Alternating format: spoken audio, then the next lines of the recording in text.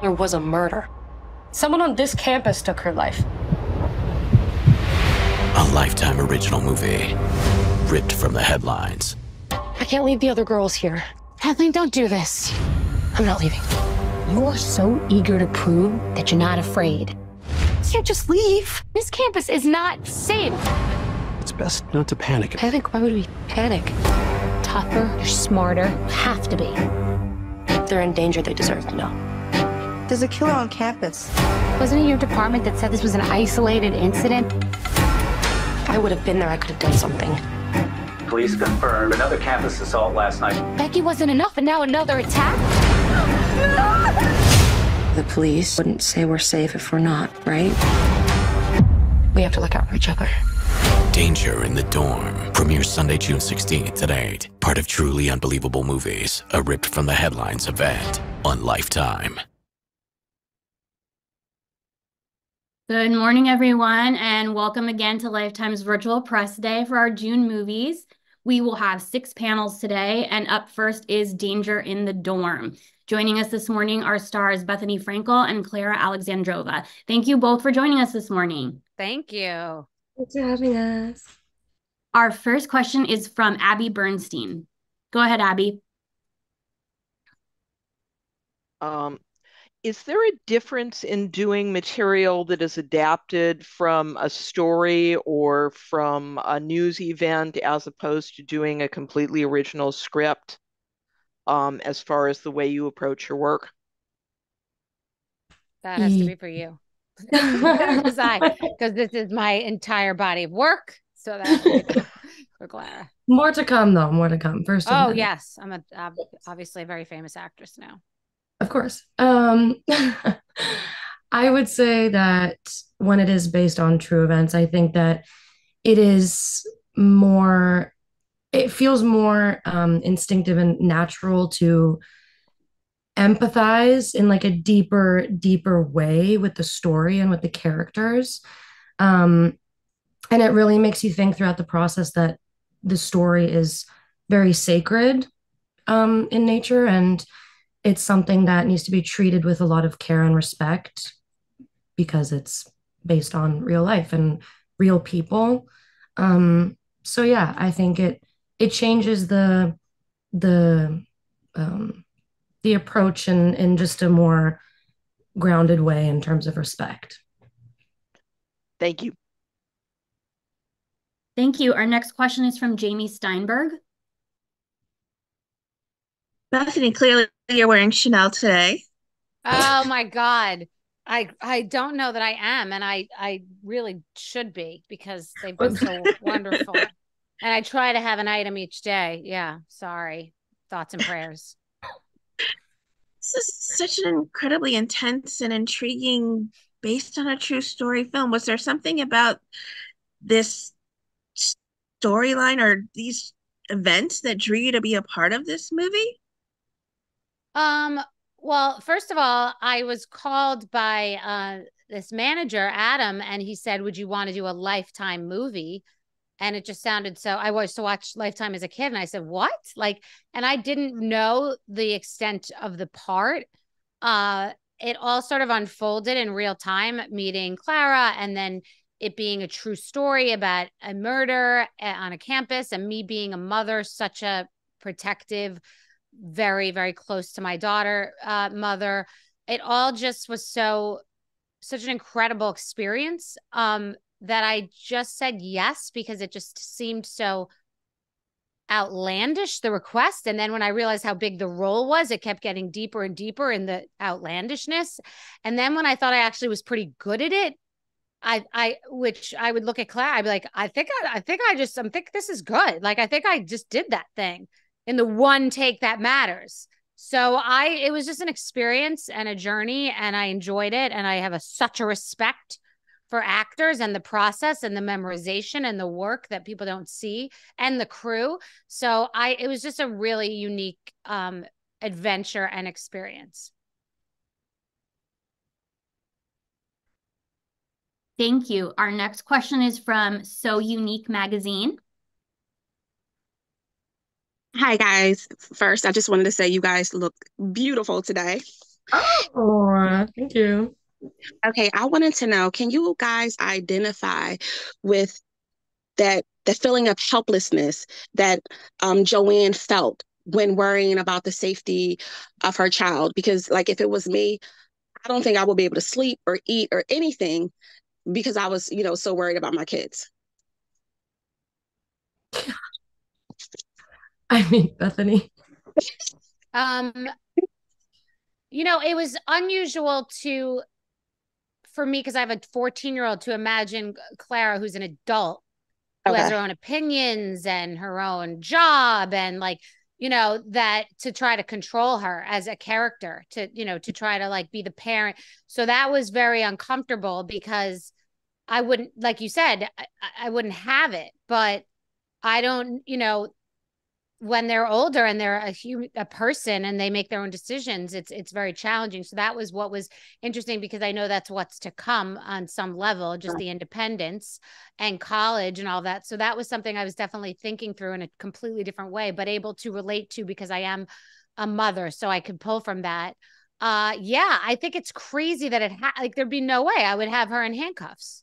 Yeah, I'd be at the rodeo with a rope, and she'd be in the trunk just driving home. And then I would be in a bunker. I would be in a bunker. Yeah, she'd be imprisoned in my house. So it's impossible to imagine that went on, so it speaks to the complicated nature that they had. And also the job, and saying, no, this is too much now, taking over. Thank you. Thank you.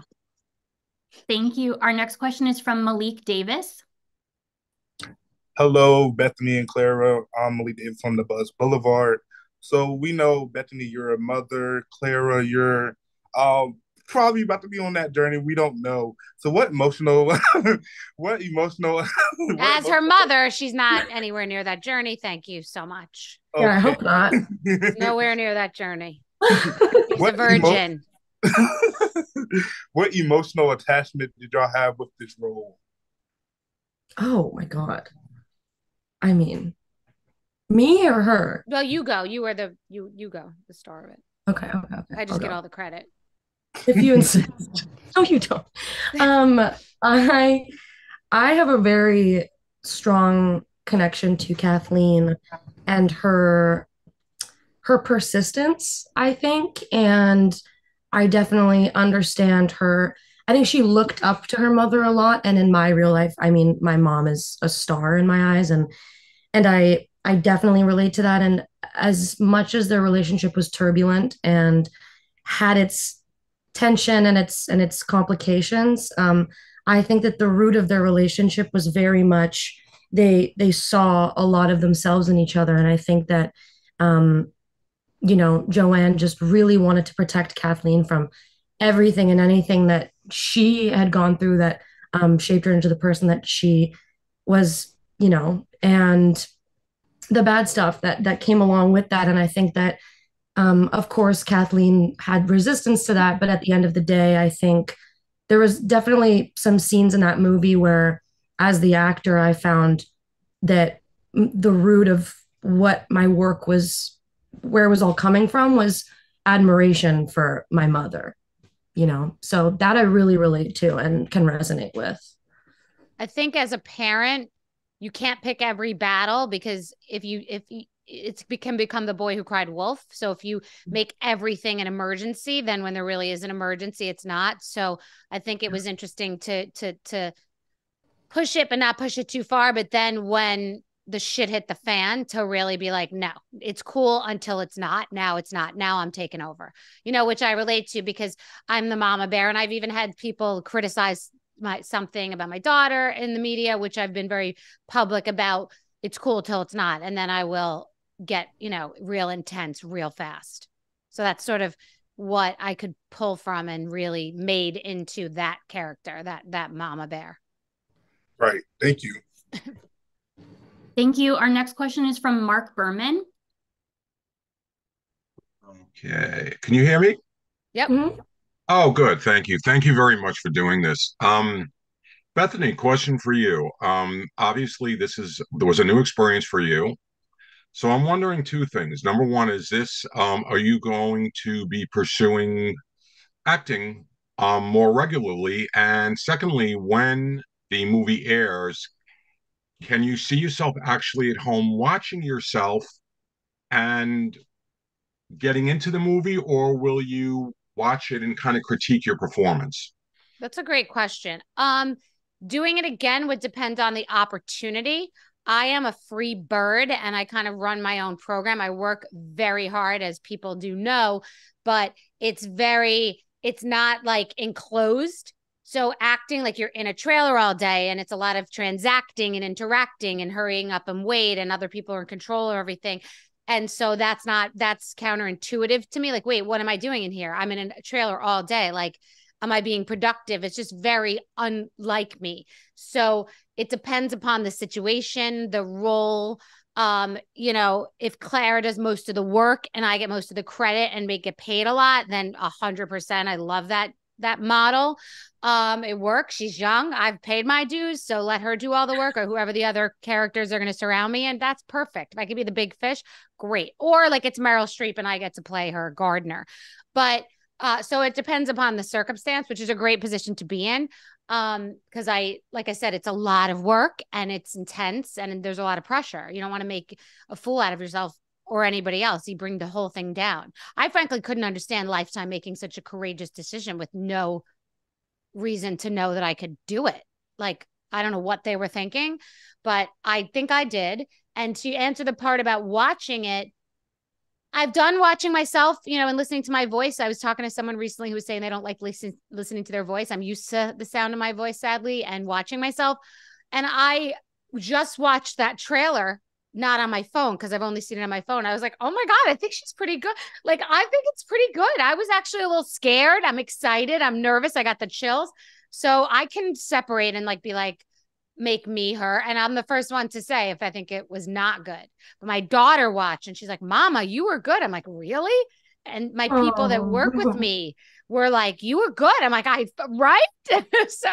So we're excited. It's fun because it's silly to us in a even though the topic isn't silly and the craft isn't silly, but it's all really, really fun. And I'm really grateful to everyone for spoon feeding it to me along the way.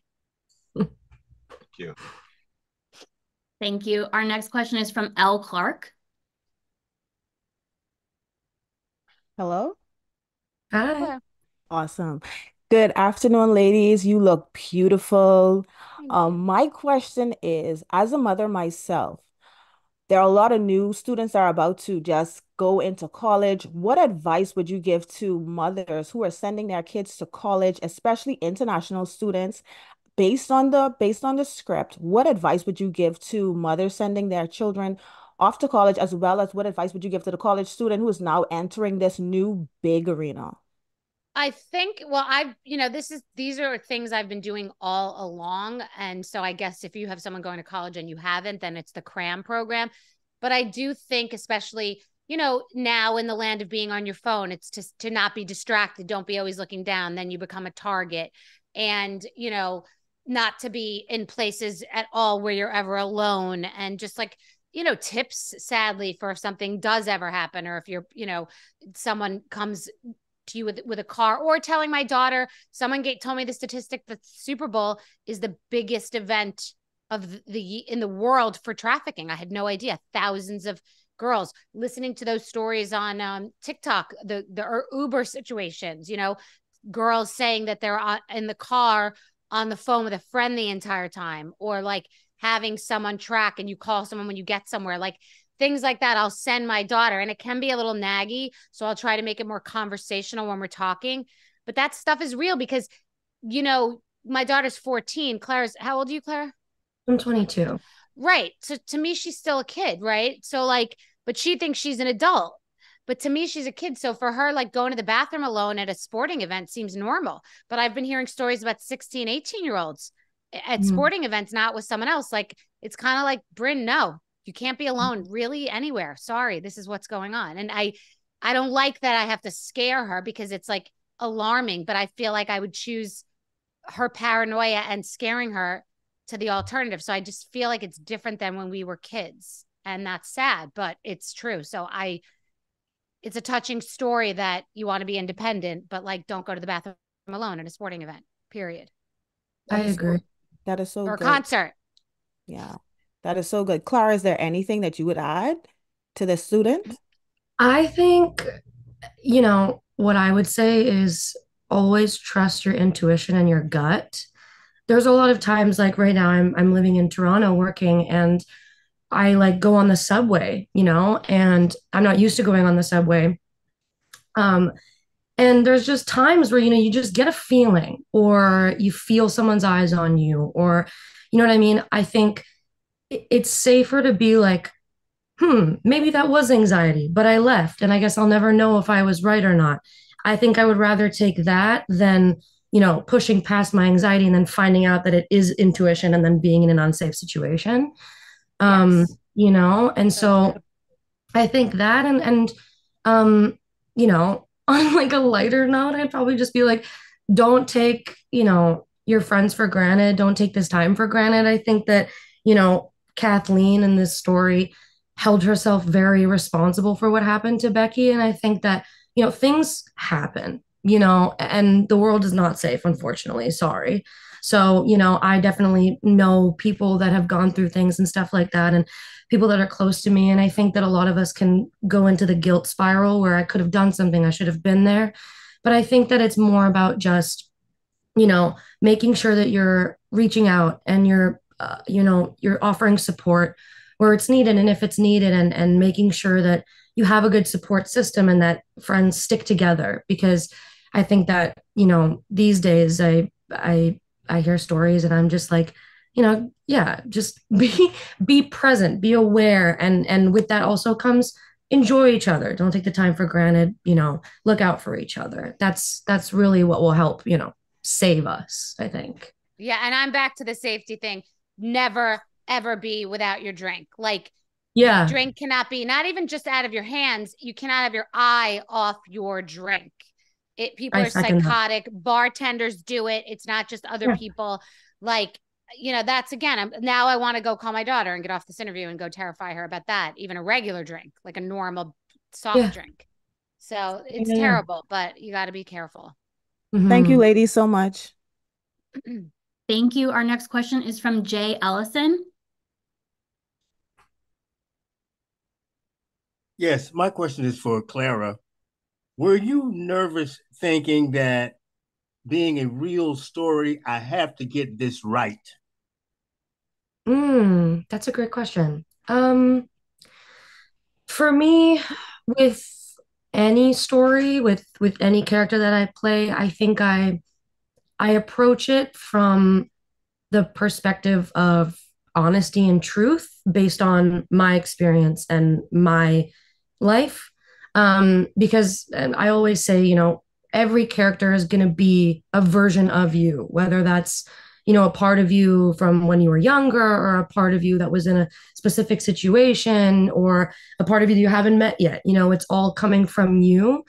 And so, and also you're a vessel for the story to be told, right? And I think that what I always try to do is just I try to surrender to the process and surrender to the story, and really come at it from my instincts as a human being. And so, of course, when I read this script, I fell in love immediately because it's important, and it's deep and it's dark and it's real, of course. And like I said before, there's a huge amount of respect that I have for stories of this nature.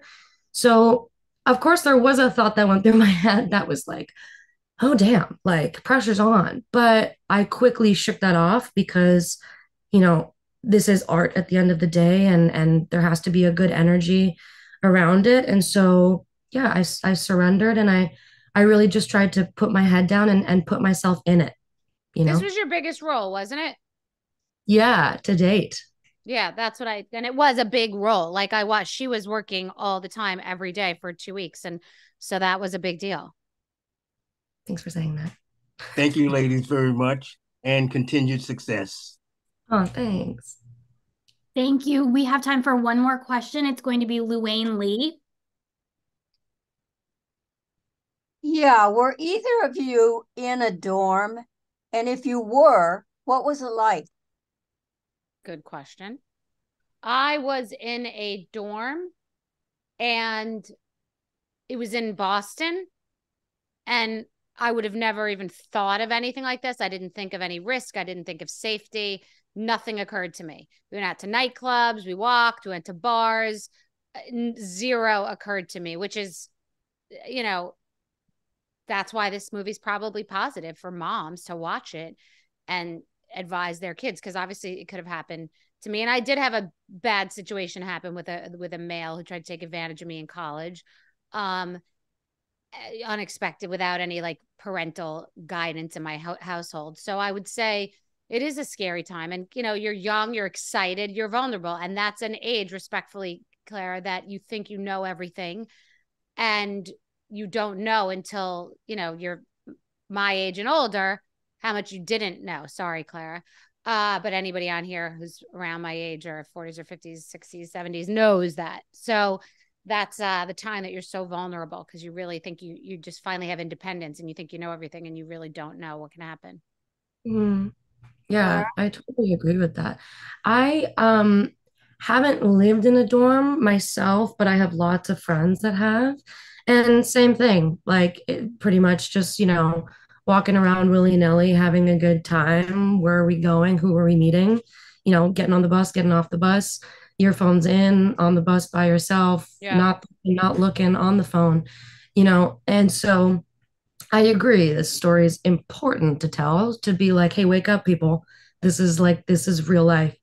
Um, but you know, yeah, I think, you know, I've been around those friends, and I've kind of been in that life. And I think that, to agree with you, you know, of course I am 22, and I'm in it right now. And I think that, you know, Kathleen definitely was extremely naive, bless her, you know. And so there was a lot that, you know, she was thinking about, going, this is for justice, I'm doing the right thing, but completely unaware of the fact that, you know, she was putting a target on her back, you know. And it's like, okay, well, if you go so headfirst into something, you're bringing attention to yourself. And there's so many deeper things going on in every situation that you might not always see at face value. And I think that when you're young, and my current experience, there's some things that you just haven't learned yet, and there's nothing wrong with that. But it's important to just be mindful, and to tread lightly, you know. Just protect yourself as much as you can, even when you're doing the right thing.